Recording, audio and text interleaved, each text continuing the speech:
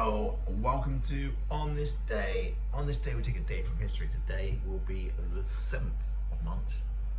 We will look at people who were born, we will look at people who died, and we will look at some of the events that happened.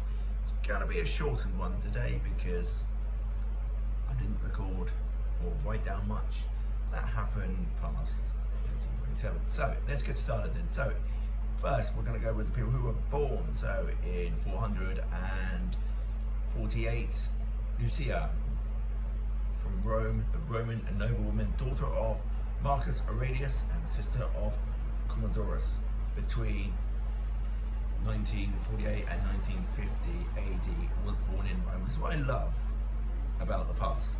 No one really knows that she was born on the 7th of March. We're just presuming because we don't know what year she was born. How the hell are they going to know what day she was born? Anyway, we digress. In 1671, Rob Roy, Scottish folk hero and outlaw, baptised in Buchan in Stirlingshire in Scotland. He died in 1734, but we're not worried about that at the moment. Then we finally get to one of the biggest arseholes of the 20th century.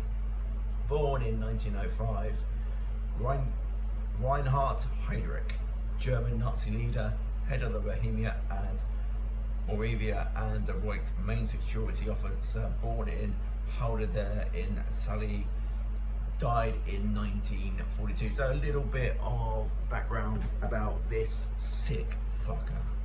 He was the man known as the architect of the Holocaust.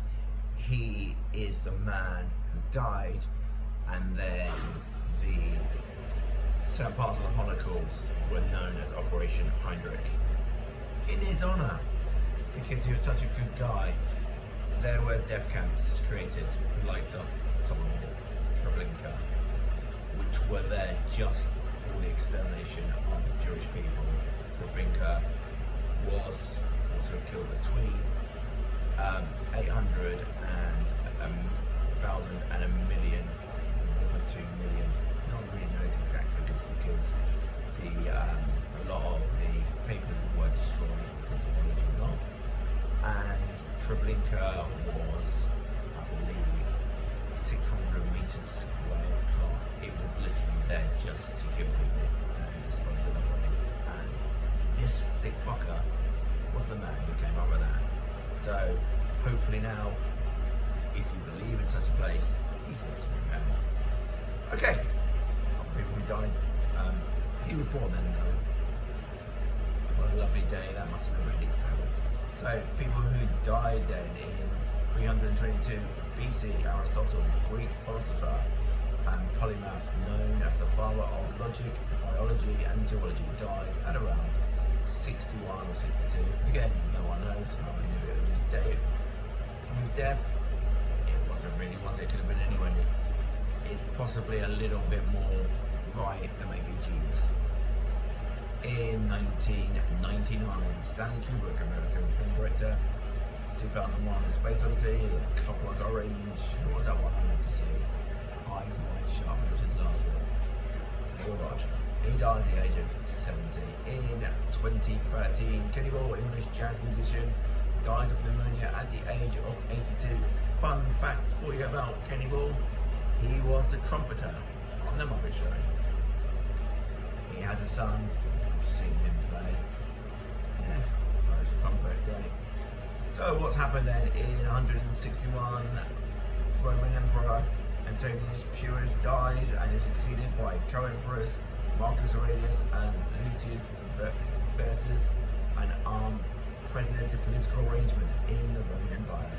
In 301, 321, Roman Emperor Constantine I decrees that the Dies Solis Invicti Sunday is the day of rest in the Empire. This day goes on to become Sunday.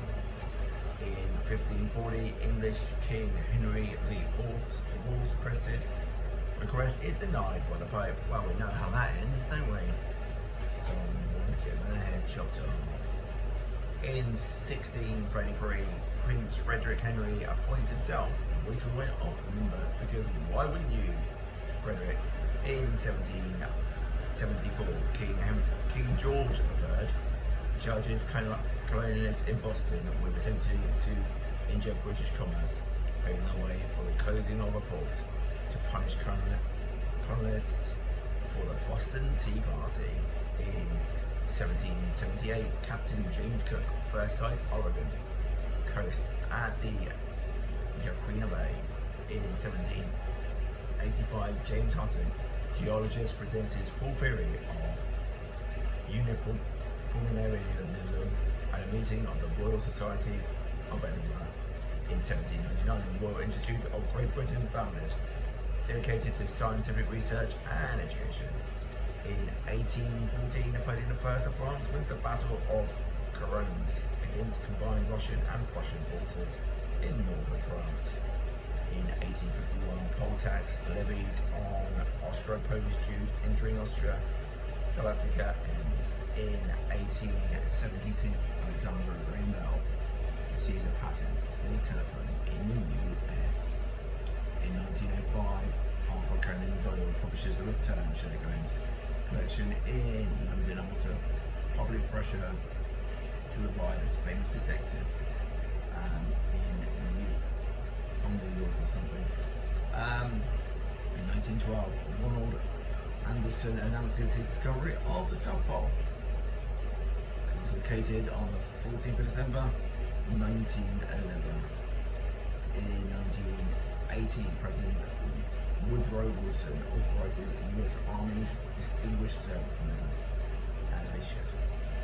In 1926, first transatlantic telephone call from London to New York. In 1927, Great Initial 8 on scale strikes Tango in Japan. I'm not sure whether that should have been Tango in Japan or maybe Tokyo in Japan, but it says Tango here. The website I got it from would have said Tango, because you're not going to do much more than copy, paste. Yeah, that's where we are then. That was the 7th of March. Hope everyone is well. We are slowly catching up. Today's the 13th, so just 6 days out. We'll get there eventually. Anyway, today, nice day out there. Sun hopefully will come out. Might even get a few customers at work. But until then, see you pals.